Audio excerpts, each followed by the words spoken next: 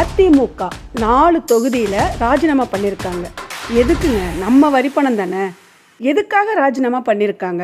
அரசியலுக்காகவா? இல்லை அவங்களுக்கு பணம் இல்லையா? ஏற்கனவே சம்பாதிச்ச பணம் பத்தாதா? ஒரு மாதம் கூட ஆகலை தேர்தல் முடிஞ்சு, அதுக்குள்ளே உங்களுக்கு எதுக்கு ராஜினாமா சொல்லுங்கள். முன்னாடி அடிமையாக இருந்த மக்கள் அப்படின்னு எல்லாருமே நினச்சிட்டு இருக்காங்க. நிஜமாக கிடையாதுங்க. அடிமை யாருமே கிடையாது. இப்போ இருக்க காலத்தில், அதாவது 2026 முதல்வர் விஜய் வந்த பிறகு யார் அடிமை இல்லை. ஏன்னா எல்லாருமே சாரா மாதிரியே கேள்வி கேட்குறாங்க. எப்படின்னா, தாராபுரத்தில் இப்போ பார்த்திங்கன்னா அந்த சத்யபாமான்ற ஒருத்தவங்களுக்கு, அதாவது எம்எல்ஏ, அவங்களுக்கு கண்டனம் சொல்லியிருக்காங்க, கண்டனம் தெரிவிச்சிருக்காங்க. எதுக்கு யாருக்கிட்டன்னு பார்த்தீங்கன்னா தேர்தல் ஆணையத்திட்ட. இவங்க எப்படி ஒரு மாதம் ஆகி முடிவுக்கு வராத நிலைமையில் ராஜினாமா பண்ணாங்க? இவங்களை நம்பி தானே அதிமுக மக்கள் ஓட்டு போட்டாங்க அப்படின்னு சொல்லி கேள்வி எழுப்பியிருக்காங்க. அது யார் போஸ்டர் ஒட்டுனான்னு தெரியலங்க. 20 வருஷத்துக்கு இவங்களுக்கு இந்த தொகுதியில், அதாவது அவங்க குடும்பத்தார் அனைவருக்குமே தொகுதியில் எம்எல்ஏ சீட்டு, எந்த சீட்டு அரசியலில் இருக்கவே கூடாதுன்னு சொல்லி தேர்தல் ஆணையத்துக்கு ஒரு நோட்டீஸ் ஒட்டியிருக்காங்க. ஆமாங்க, இப்போ பார்த்தீங்கன்னா அதுதான் இப்போ ஓடிக்கிட்டு இருக்குது ஃபுல்லாக. ஏன்னா மக்கள் உங்களை நம்பி ஓட்டு போட்டாங்க. இப்போ நீங்கள் திடீர்னு போய் தாவேக்கால இணைஞ்சிங்கன்னா என்ன அர்த்தம்? 5 வருஷம் கழிச்சு திருப்பி வரப்போகுது. எப்படி இருந்தீங்களோ அப்படியே இருங்க. ஜெயிச்சாதான் நீங்கள் மக்களுக்கு நல்லது செய்யணுமா? அந்த கட்சியில், ஆளுங்கட்சியில் இருந்தால் தான் நல்லது செய்யணுமா?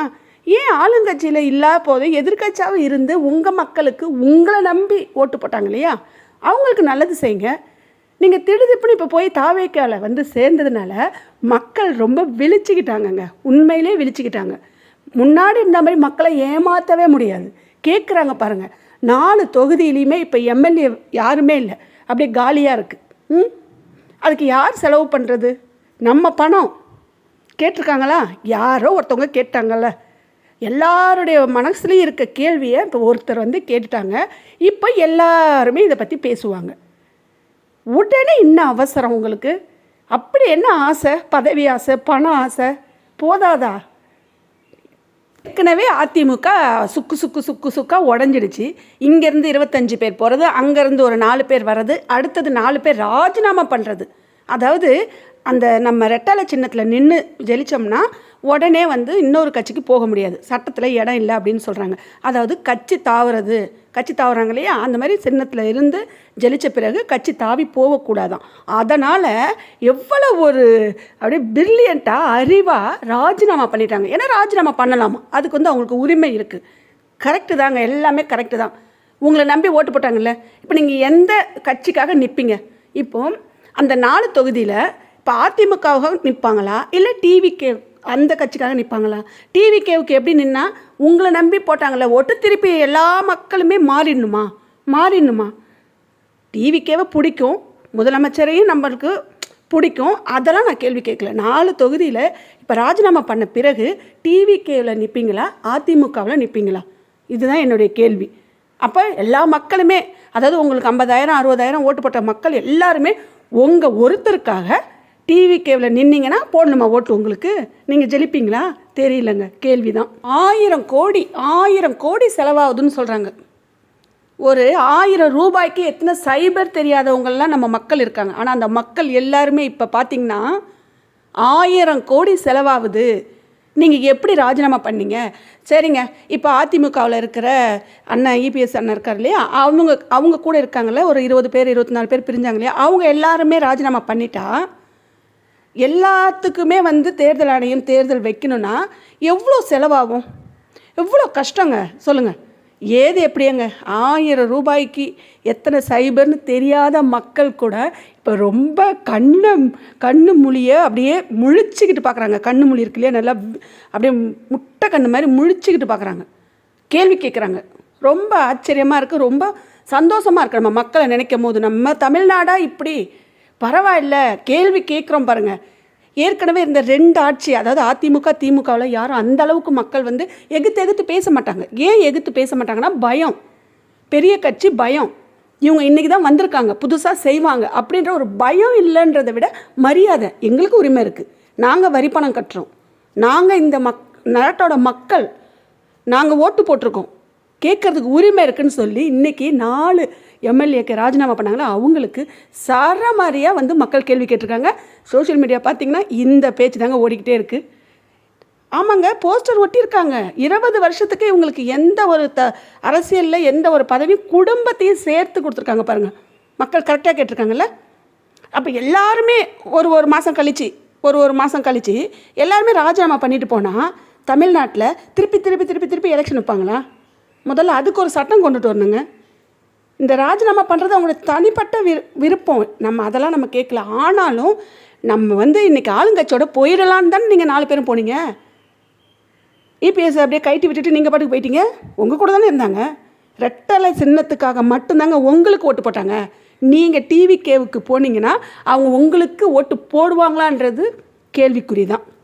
ஏற்கனவே தமிழ்நாடு அரசு கஜானா காலி அப்படின்னு சொல்லியிருக்கு. திருப்பி நம்ம மக்கள் மீதே வந்து பணத்தை கட்டுங்கன்னா, அதாவது வரியை ஏற்றி கட்டுங்கன்னா எப்படி கட்டுறது? கஜானா காலி. திருப்பி நீங்கள் ராஜினாமா பண்ணிங்கன்னா எங்கேருந்து செலவு பண்ணுவாங்க? எந்த பணத்துலேருந்து செலவு பண்ணுவாங்க? நீங்கள் ராஜினாமா பண்ணிக்கிட்டே இருப்பீங்க, செலவு பண்ணிக்கிட்டே இருப்பாங்களா தேர்தல் ஆணையம்? மக்கள் பணம் ₹1 இருந்தாலும் அது மக்கள் பணம். ஆனால் அதெல்லாம் கேட்குறதுக்கு நமக்கு ஒரு வாய்ப்பு கொடுத்துருக்காங்க பாருங்கள். 2 கட்சியை தள்ளிட்டு புதுசாக ஒரு கட்சி உள்ளே வரும்போது தான் நம்ம வந்து ரொம்ப விழிச்சு கேட்குறோம் பாருங்கள். ரொம்ப பெருமையாக இருக்குது தமிழ்நாட்டை நினைக்கும் போது. நம்ம மக்கள் வந்து ரொம்ப அழகாக கேட்க ஆரம்பிச்சிட்டாங்க எல்லா விஷயத்தையுமே. கஜானாவை வழிச்சிட்டு போயிட்டாங்கன்னு சொன்னீங்க. இப்போ இந்த 4 தொகுதிக்கு எப்படி செலவு பண்ணுறதுன்னு யோசிச்சிங்களா? இன்னும் இந்த 4 மட்டுமா? இன்னும் 10-15 வந்துச்சுன்னா என்ன பண்ணுவாங்க? முதல் நாள் வந்துங்க அந்த ரெட்டலை, அந்த சின்னம் ரெட்டலைக்காரவங்க அந்த துண்டு போட்டிருப்பாங்க இல்லையா, ரெட்டலை துண்டு. மறுநாள் ராஜினாமா பண்ண பிறகு அப்படியே ஒரு மாதிரி, நான் எந்த கட்சியும் இல்லை இருந்தாலும் நியூஸ் பார்க்கும்போது டிவிக்கு துண்டு போட்டுக்கிட்டு வந்து நியூஸில் ப்ரெஸ் மீட் கொடுக்குறாங்க. டிவிக்கு துண்டு போட்டுக்கிட்டு முதல் நாள் வரைக்கும் ரெட்டலை துண்டு போட்டிருந்தாங்க. அதெல்லாம் பார்க்கும்போது நம்ம மனசில் அப்படியே கொதிச்சிட்டு இருந்துச்சு. ஆனால் பார்த்தீங்களா, இப்போ தேர்தல் ஆணையத்துக்கு யாரோ ஒருத்தர் தனிப்பட்ட ஒரு ஆள் வந்து நோட்டீஸ் அடித்து ஃபுல்லாக ஒட்டிட்டாங்க. இப்போ இதுதான் நியூஸில் வந்துக்கிட்டே இருக்குது. நம்ம மனசில் இருக்கிறதையும் ஒருத்தர் பார்த்து அதை நோட் பண்ணி செய்கிறாங்க பாருங்கள். ரொம்ப பெருமையாக இருக்குது. இந்த 3 பேரும், இந்த 3-4 பேர் அன்றைக்கி வந்து ப்ரெஸ் மீட் கொடுத்தாங்க பாருங்கள். அந்த டிவிக்கு துண்டு பார்க்கும்போது எனக்கே ரொம்ப ஒரு மாதிரியாக இருந்துச்சு. அப்போ காலங்காலமாக அந்த கட்சியில் இருந்தாங்கல்ல, அந்த ஓட்டு போட்டாங்கல்ல, ரெட்டலைக்காக ஓட்டு போட்டாங்கல்ல அந்த தொகுதி மக்கள், அவங்க மனசு எப்படி இருந்திருக்கும் நினச்சி பாருங்கள். ரொம்ப மனசு கஷ்டமாக இருந்துச்சுங்க. டிவிகேவில் சேர்ந்ததுனால மனசு கஷ்டமாக இல்லை. என்ன இது, உங்களை நம்பி போட்ட மக்களை ஏன் ஏமாத்துறீங்க? மக்கள், நம்ம இருக்கிற இந்த தமிழ்நாட்டு மக்கள் மேலே தான் பணத்தை திருப்பி கடன் சுமையை நீங்கள் தான் வைக்கிறீங்க. ஆமாம், 100 கோடி செலவு பண்ணியிருக்காங்க. இன்றைக்கி 10-20 தொகுதியில் வந்து இன்றைக்கி இந்த எலெக்ஷன் வைக்கணுன்னா இன்னும் பல கோடி செலவாகுமா? யார் விட்டு பணம்? நம்ம பணம்னு கேளுங்க, எல்லோரும் கேளுங்க. அப்போ தான் இந்த அரசியல்வாதிங்க எல்லாருமே வந்து ரொம்ப வந்து சுயமாக அறிவோடு நல்லா மக்களுக்கு சேவை செய்யணும்னு வருவாங்க. பணத்தை ஆட்டையை போடுறதுக்குன்னே வரமாட்டாங்க. பணம் பணம் பணம் போதாதா? பணம் 10 தலைமுறைக்கு பணம் வச்சுருக்கீங்க அரசியல்வாதிங்கெல்லாம். 10 தலைமுறைக்கு 100-500 இல்லாத மக்கள் எவ்வளோ பேர் இருக்காங்க. அவங்கள நினச்சி பாருங்கள், அவங்களுக்கு நல்லது பண்ணுங்கள். 10 தலைமுறைக்கு சேர்த்த பிறகும் இன்னமும் பணம் சம்பாதிக்கணும்னு ஆசைப்படாதீங்க. உங்களை நம்பி ஓட்டு போட்டவங்கள ஏமாத்தாதீங்க. நம்ம வந்து நம்ம நாட்டில் ஒரு பெரிய சுதந்திரமான ஒரு நாடுனா நம்ம இந்தியான்றதுல பெருமைப்பட்டுக்கணுங்க. நான் இந்தியாவே சொல்கிறேன். ஏன்னா மக்கள் ஓட்டு போடுறோம் பாருங்கள், அது ஓட்டு போடுறத காமிக்கக்கூடாது பார்த்தீங்களா யாருக்கிட்டேயும். அதுவும் நம்ம வந்து காமிக்கிற மாதிரி இருந்துட்டு வச்சுங்க, ஓட்டு போட்டு சரியாக போச்சு கதை. நம்ம உரிமைன்னு எவ்வளோ அழகாக போய் ஓட்டு போட்டு எப்படி ஒரு மாற்றத்தை கொண்டுட்டு வரோம் பாருங்கள். நல்லா இருக்குங்க. சுதந்திரம் அடைஞ்சதுக்கு இதுவும் நம்ம ஒரு பெருமையாக நினச்சிக்கணும். மக்கள் ஓட்டு போட்டால் தான் நீங்கள் ஜெயிப்பீங்கன்றதுக்கு இது ஒரு பெரிய பாடம் 2 கட்சிக்குமே. இதில் வேற கட்சி விட்டு கட்சி தாவுறாங்களாம். இந்த சின்னத்தில் ஜெயிச்சுட்டு அந்த சின்னத்துக்கு போனால் சட்டப்படி தப்பான், அதனால் ராஜினாமா பண்ணிவிட்டு இவங்க போவாங்களாம். என்ன அறிவு பாருங்கள். சரிங்க, நீங்கள் ராஜினாமா பண்ணுங்க, பண்ணாத போங்க. ஆனால் அந்த தொகுதிக்கு உண்டான செலவை யார் ஏற்றுக்கிறது? அரசாங்கம் ஏற்றுக்குமா? அந்த தொகுதியில் ராஜினாமா பண்ணிங்கல்ல, அவங்களே அந்த செலவை ஏற்றுக்கிட்டு நீங்கள் நில்லுங்கங்க. அதுதான் நல்லது, உங்களுக்கு நல்லது. பெருந்தன்மையாக இது வரைக்கும் சம்பாதிச்ச பணத்தை நீங்கள் ராஜினாமா மக்களுக்காக நல்லது செய்யறதுக்காக பண்ணியிருக்கீங்கன்னா, உங்கள் சொந்த பணத்தை எடுத்து அந்த தேர்தல் ஆணையத்தில் கொடுத்து நீங்கள் தேர்தலில் நின்று ஜெயிச்சு காமிங்க.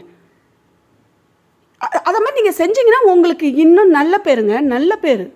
உங்களுக்கு இப்போ ஒரு கெட்ட பேரை சொல்கிறாங்க இல்லையா, ஆனால் நீங்கள் இப்படி பண்ணிங்கன்னா உங்களுக்கு நல்ல பேர் கிடைக்கும். மக்கள் பணத்தை சுரண்டாதீங்க, தயவு செய்து சுரண்டாதீங்க. வரியை ஏற்றாதீங்க.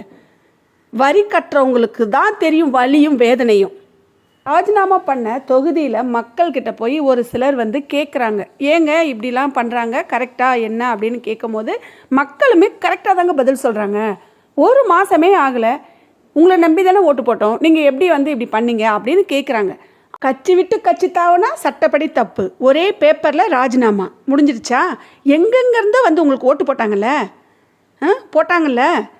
சரிங்க, இன்றைக்கி தானே நமக்கு தெரியுது, 2026 தான் நம்மளுக்கே அறிவு எட்டியிருக்கு. ஆனால் இதுக்கு முன்னாடி எம்எல்ஏவாக இருந்த தொகுதியில் போய் கேட்டு பாருங்கள், மக்களுக்கு நல்லது என்ன பண்ணியிருக்காங்க. சரிங்க, ஏதோ ஒரு பிரச்சனை நடக்குதுன்னு வச்சுங்க, எம்எல்ஏ வந்து பார்த்துருக்காங்களா? எந்த தொகுதியில் வந்திருக்காங்க? எங்கள் தொகுதியிலலாம் இது வரைக்குமே எவ்வளவோ பிரச்சனை நடந்திருக்கு. ஆனால் ஒரு தடவை கூட ஜெயிச்ச எம்எல்ஏவை நாங்கள் பார்த்ததே இல்லைங்க. ஆனால் இப்போ தான் எல்லோரும் அடிச்சுக்கிறாங்க, எம்எல்ஏவுக்கும் அமைச்சருக்கும் அடிச்சுக்கிறாங்க. என்னன்னே தெரியல, பணம் வேணும் போல். ஒரு தொகுதியில் ஜெயிச்ச எம்எல்ஏ என்னைக்கு வந்து மக்களோட மக்களாக இருக்காங்களோ அதுதாங்க நல்ல ஆட்சி. நிறைய படங்களை நம்ம பார்த்துருப்போம். ஓட்டு கேட்க வரும்போது தான் அரசியல்வாதி வீட்டுக்கு வருவாங்க. ஆனால் அது கூட இப்போ கிடையாது, டிவிக்கு ஆட்சியில் அது கூட கிடையாது. வீடு வீடாக வந்து அவங்களாம் ஓட்டு கேட்கவே இல்லைங்க. ஆனால் முன்னாடி இருந்த காலத்துலலாம் வீடாக வந்து கையை கும்பிட்டு ஓட்டு போடுங்க, எனக்கு போடுங்கன்னு இவங்களும் வருவாங்க, அவங்களும் வருவாங்க. ஒரே காமெடியாக இருக்கும். அதெல்லாம் வந்து நம்ம படத்தில் பார்த்துருக்கோம், நிறைய படத்தில். ஆனால் உண்மையிலேயே வந்து இன்றைக்கி நடக்கிற இந்த கவர்மெண்ட்டு, இந்த ஆட்சியில் இருக்கவங்க யாரும் வந்து வீடு வீடாக வந்து கேட்கலங்க. எங்கள் வீட்டாண்ட எங்கள் தொகுதியில் யாருன்னே தெரியாது, ஆனால் அவர் ஜெயிச்சிருக்காரு. ஜெயிச்சது மட்டும் பிரச்சனை இல்லை. இந்த மாதிரி ராஜினாமா பண்ணுறது, இந்த மாதிரி கட்சி விட்டு கட்சி தாவறது, இந்த பிரச்சனைலாம் இருக்கக்கூடாது. நம்ம ஒரு மக்களுக்காக வந்துட்டோம்னா அந்த மக்களுக்காக நல்லது செஞ்சு அதிலிருந்து நம்மளுக்கு அரசாங்கம் கொடுக்குற, அதாவது உங்களுக்குன்னு அரசாங்கம் கொடுப்பாங்க பணம், அந்த பணத்தை மட்டும் அனுபவிங்க, மக்களோட மக்களாக இருங்க. இன்றைக்கி நம்ம விஜய் முதல்வர் அவங்க வந்து சொன்னாங்க இல்லையா, அந்த பதவியேற்பு விழாவில் சொன்னாங்க, என்ன சொன்னாங்கன்னா, ஆட்சியில் வந்துட்டோம், நம்ம ஒரு ஆட்டம் ஆடிடலாம் அப்படின்னு யாரும் நினைக்கக்கூடாது, அதெல்லாம் எரேஸ் பண்ணிவிட்டு வாங்க அப்படின்னு சொன்னார். பார்த்தீங்களா, நல்லா இருக்குல்ல? அந்த மாதிரி தாங்க, ஆட்சிக்கு வந்துட்டோம், நம்ம உட்காந்துட்டோம், பவராக இருக்கோம், நம்ம எல்லாத்தையுமே சரி கட்டிக்கலாம், நம்ம ராஜ்யம் தான், நம்ம மனசுக்குள்ளே ஒரு ஆணவத்தோடு இருக்கக்கூடாது.